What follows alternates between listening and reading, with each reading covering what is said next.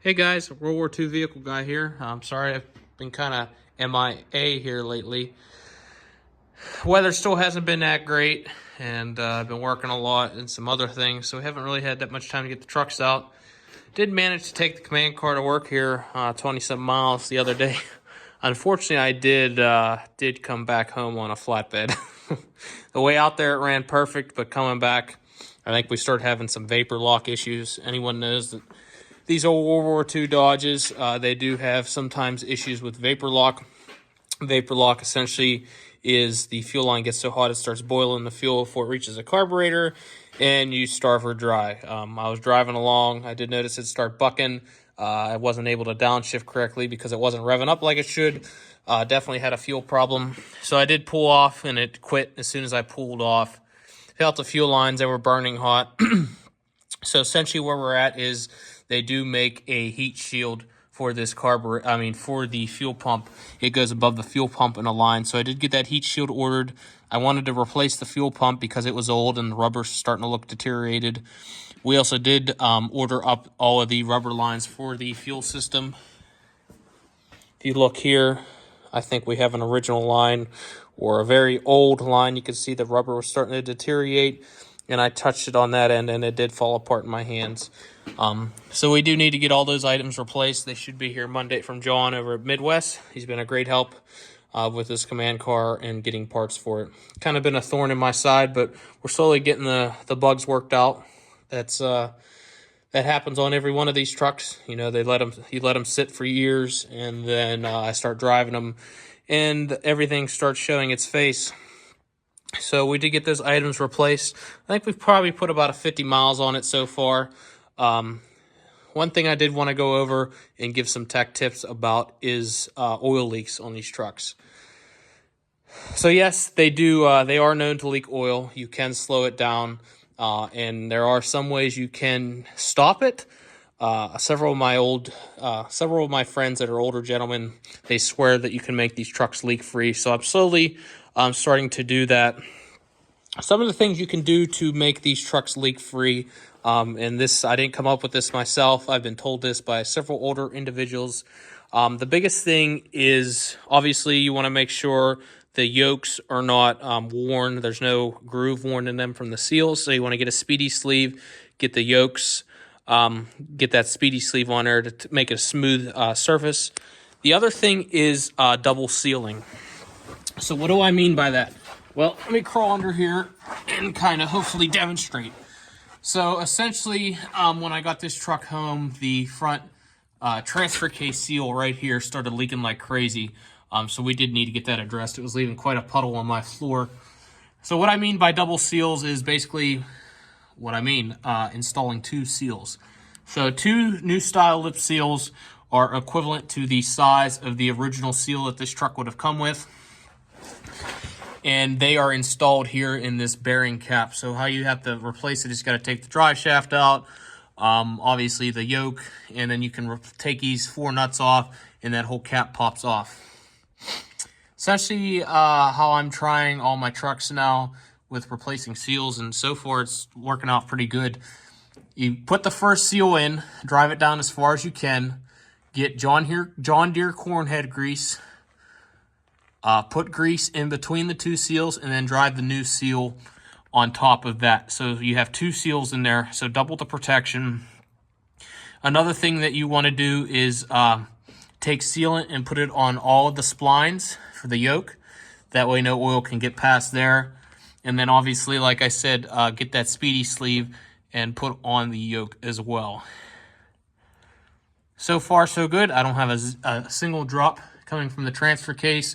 As you can see there, I do have to do that rear pinion seal at some point in time, but it is not leaking far less severely than this transfer case was. It was actually kind of concerning. With that, you can see we did have another exhaust leak. Had to get another clamp to take care of that. So, hoping for a leak-free truck. I don't know. We'll see. So, that's what's been going on with the command car. Like I said, we're still waiting on parts for it.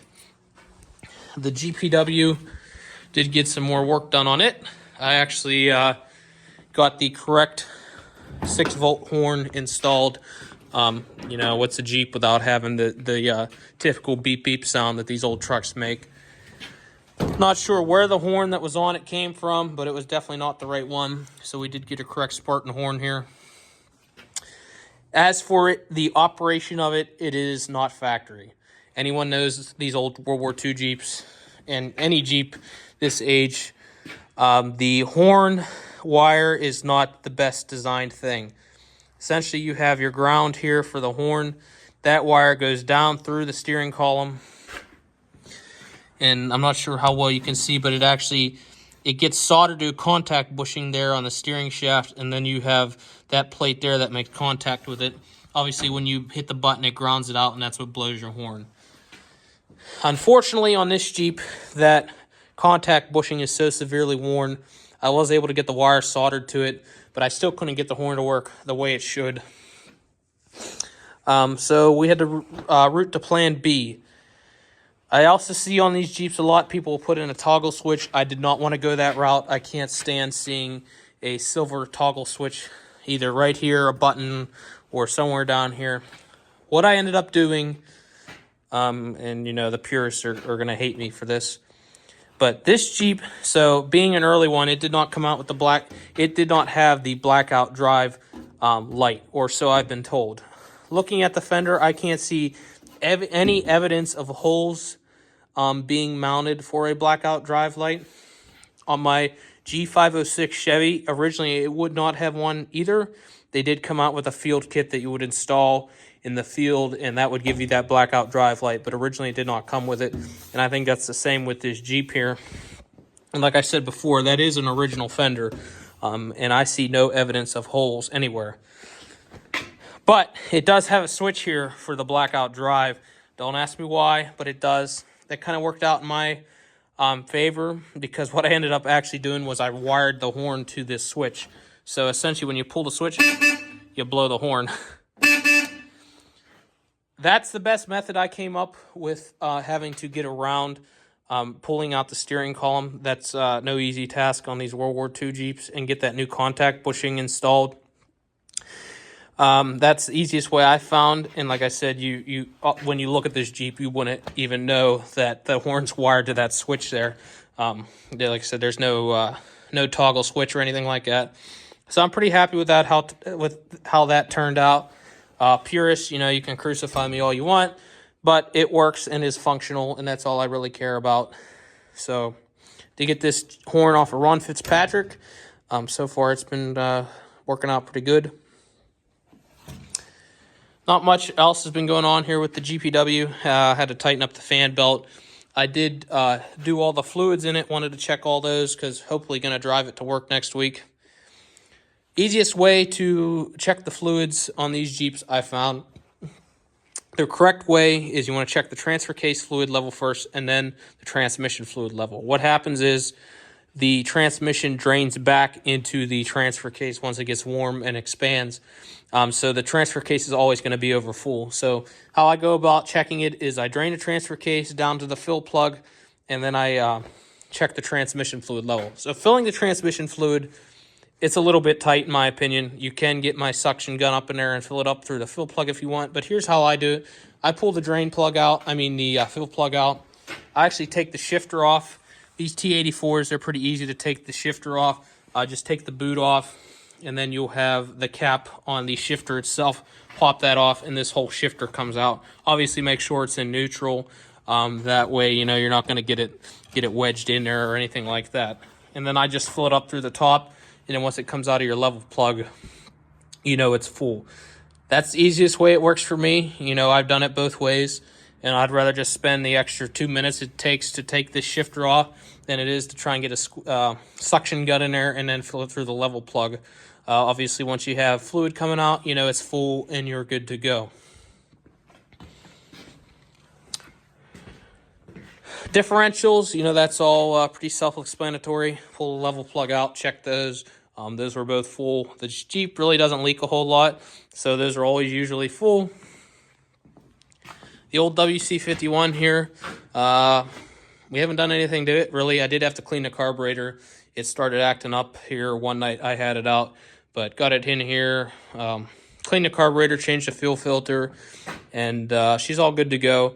I think there's still some rust, a little bit of rust in the tank here because this truck did sit for a while. But, you know, clean the carburetor once a year. That's not too bad. In my opinion, that's a lot less work than dropping that fuel tank out of there. And like I said, it's only acted up really only that one time for me. So I'm just going to monitor it and see. Obviously, if my fuel filter gets plugged with a severe amount of rust, then we're going to have to drop the tank and get that coated and cleaned up. But so far, so good. We put some miles on her. Hopefully, we'll get her, drive her into 20-some miles into work here next week. G506 Chevy, we did get the transfer case seals done on it. Tomorrow I'm going to fill up the transfer case, make sure we don't have any leaks. And hopefully we'll get that truck out of storage here shortly. You know, I'm not ready to bring it home quite yet. Once the weather gets a little bit nicer, I'll probably haul it home, and then we'll cruise it around this summer. But that truck usually stays in winter storage until the weather breaks, because it's not easy to store around here, to say the least. But kind of an update here on the trucks. Oh, another thing. I don't know if you guys have any suggestions here. I'm sure the people that watch my videos, you know, a lot of them are into these old vehicles. I'm having a lot of trouble trying to make a camera work without getting severe wind noise. Anywhere I mount it on these trucks, and I get a freaking obnoxious amount of wind noise. I don't know if there's anything I could get to help with that. But I've been trying to make videos. I had that truck out the other day, and I made a good video, but the wind noise was just awful. And I didn't want to put you guys through that, so I kind of deleted that and never posted it. So if anyone has any suggestions on there, please let me know down in the comments. But like I said, hopefully the weather breaks here, and we're able to get out there, drive the Jeeps, drive the trucks. Thanks for watching, guys, and keep them going. Keep them on the road. You know, don't let them sit. You got to get out there and drive them.